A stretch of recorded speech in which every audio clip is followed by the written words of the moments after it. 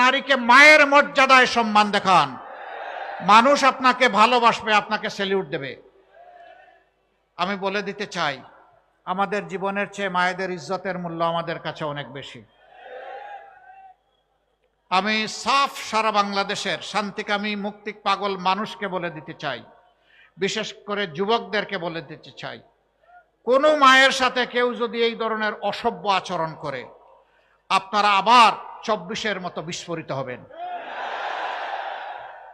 বলবেন জীবন দিব কিন্তু মায়ের মর্যাদা দেব না, কাউকে না মায়ের মর্যাদা নিয়ে টান দিতে দেব না, জীবনের বিনিময়ে হলেও মায়ের মর্যাদা রক্ষা করব।